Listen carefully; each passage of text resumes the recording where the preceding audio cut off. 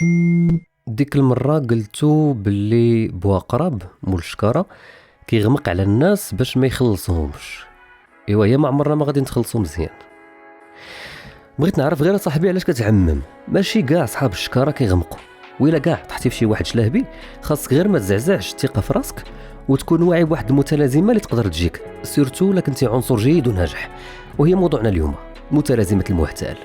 معكم عصام، رضوان ومحفوظ، وانتم كتسمعوا البودكاست بثلاثة في ثلاثة.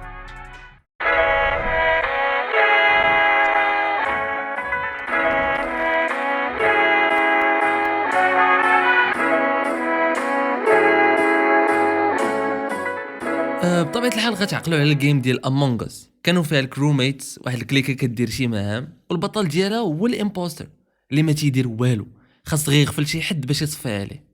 ايوا خوتي ما بقى ما يتخبى، هاد الامبوستر راه كاين فينا كاملين وفي اي حاجه كنديروها. كيفاش هاد اللعيبه هادي؟ البلان هو الامبوستر سيندروم ولا متلازمه المحتال. نبداو من سميه خفا نزربن. بولين كلانس وسوزان امس هما علماء النفس اللي اخترعوا لنا هاد السميه في 1970 من بعد اعوام الاستشارات مع الناس اللي كيعانيو من نفس البلان. المثير للاهتمام في هاد الاعوام اللي دوزو هو النوعيه ديال الناس اللي كيتلاقاو معاهم، اغلبهم اساتذه اداريين وطلاب مجهدين في المجالات ديالهم، ولكن كلهم كيتسحب لهم راسهم امبوسترز ولا محتالين. يعني غير مدوزين على بنادم وغامقين عليه بغض النظر على المهارات ديالهم، وما عمرهم قدروا يعترفوا باللي النجاحات اللي كيديروا راجعين للمهارات ديالهم وقداش هما مجهدين في خدمتهم. كيقولوا لك لا الساط راه غير حيتاش خدمنا بزاف هاد الايامات، لا راه غير حيت حياتي الاجتماعيه ولا تحسن صافي حتى البيرفورمانس ديالي في الخدمه طلعت. المهم ما يعترفوش ليك وصافي. الناس اللي كيعانيوا من الامبوستر سيندروم كيلقاو مشكل باش يستوعبوا الانجازات ولا النجاحات ديالهم، وصعيب يعيقوا باللي عندهم هاد المتلازمه. على ذكر متلازمه، متلازمه ماشي اضطراب نفسي. وإلا بديتي كتشك في راسك واش امبوستر ولا لا، هادو ثلاثه د الاعراض ديال الامبوستر سيندروم. اول حاجه هي انك موالف تنكر القدرات ديالك وكتنسب داك النجاح للزهر، ماشي ديما كتقبل المدح وكتحس بالخوف والذنب من جهه النجاح. واهم الاعراض هو انك كتنقص من راسك وكتزيد فيه من ناحيه تقدير د الاخرين. شفيها دابا امبوستر بصح ولا ديال امونغ اس؟ المهم انا غير كروميتينا. اجي خير ضمن ندخل معنا في اللوبي. الدكتوره فاليري يونغ هذه واحد الخبيره في الامبوستر سيندروم والشريك المؤسس لمعهد امبوستر سيندروم قسمت لنا الانواع ديال هذه المتلازمه لخمسه انواع رئيسيه. نمبر 1 المثالي. هاد خونا ماشي مثالي ولكن كيبغي يوصل للمثاليه في اي انجاز كيديرو في حياته ويركز على التفاصيل الصغيره. حتى لهنا كلشي مزيان، ولكن اللي ماشي مزيان هو فاش كيدير هاد الشخص خطا بسيط في انجاز هاد المهام، كيبدا يجلد في راسو ويشكك في كاع القدرات ديالو لحيت ما قدرش يوصل للمثاليه. النوع الثاني هو الدماغ او العبقري.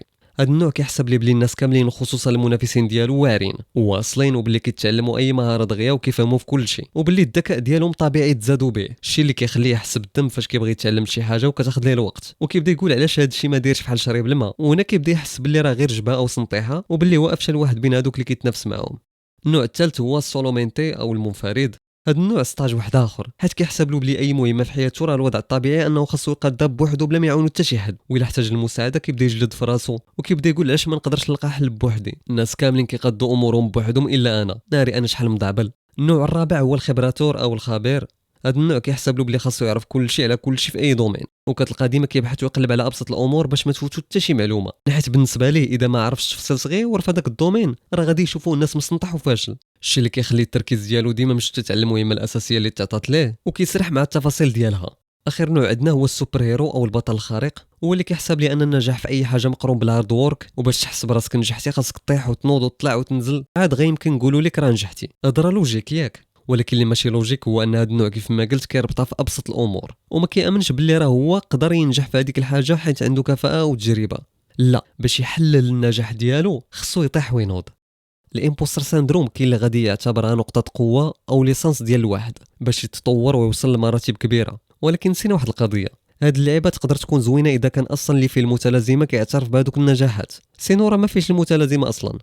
واخا يقولوا ليه الناس كاملين راه كاين ما عليكش، عمرو غادي يرضى على راسو، بالعاد ما كيزيد يشعل ويهز المسؤوليه ديال اذا فشل شي نهار غيقشعوا الناس. عرفتي بحالاش؟ بحال فاش كدوز طافيط وتبدا تمثل باللي انت ما داير والو ولكن في الاصل انت راه ما داير والو، ولكن كتبقى بحال هكاك.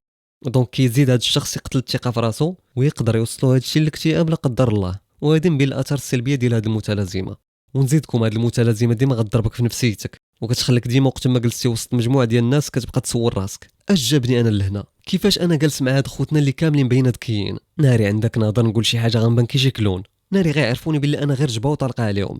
عاد زيد على ان هاد المتلازمه كتخلي الواحد يبدا يخدم بزاف اكثر من طاقته لدرجه كيوصل للبورن اوت وكيجيبها في عظيمته. ولكن شنو هما الاسباب في نظركم اللي كتخلي الواحد يتصاب بالامبوستر سيندروم؟ السبباش الصراحه كاينين بزاف، نقولوا شي وحدين مهمين بسرعه البرق.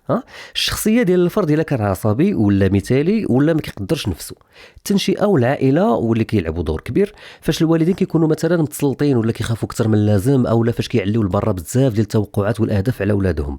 السوشيال ميديا اللي فاش ما كتكونش عندنا تربيه اعلاميه كافيه، واللي بالمناسبه كنشرحها بالتفصيل في بودكاست فري توك، جيو عندي تما. مثلا فاش كتشوف شي ريل ديال عشران ناشطين وناجحين وكتدخل في مقارنات خاطئه يا حبيبي. المناخ ديال القرايه ولا الخدمه حتى هو كيلعب دور، مثلا مراه خدامه في شركه والاداره كلها فيها غير رجال، اولا شي طالب اللي مشى كيقرا في شي دوله مختلفه مثلا. الا بغيتي تفاصيل ديال كل نقطه من هادو كتب لينا في الكومونتير سورس وغادي نصيفطوا لك ليها. بلان دابا نمشيو نشوفوا كيفاش تأقلم مع هذا العجب. الجمعيه الامريكيه للصحه العقليه كتنصحنا بسبعه ديال التلعيبين. تمزواروت هي ترد البال الطريقه باش كتكلم مع راسك وعلى راسك، اللي هو الحوار الداخلي. تلعب تيسنات، خرج الافكار اللي كيجيوك على هذا البلان وشاركهم مع شي واحد اللي كتثيق فيها وحبذا لو يكون خارج الخدمه، تبقى بلاصه الخدمه بلاصه نقيه وصحيه. ثالثا ورابعا وخامسا احتفل بالانجازات ديالك، كبيره او صغيره، وما تكونش مثالي.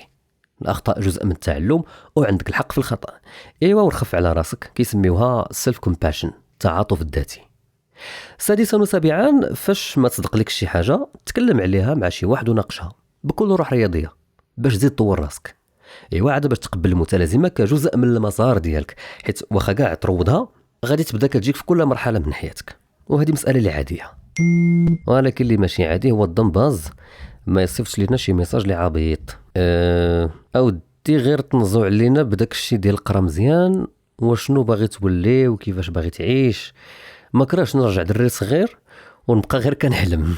ما كاينش اختيار والبلاد ما كتعطيش. تاني البلاد ما كتعطيش. دامباز ما نكونوش عاوتاني سوداويين ونرجعوا اللومه للبلاد. راه بعض الخطرات المشكل كيكون فينا حنا، راه ما يكفيش تحلم بشي بوست، راه خاصك تقاتل باش تعرف كيفاش توصل لهذاك الدريم جوب. خليو لنا الاراء ديالكم في التعليقات وما تنساوش تبارطاجيو الحلقه مع صحابكم. تهلاو.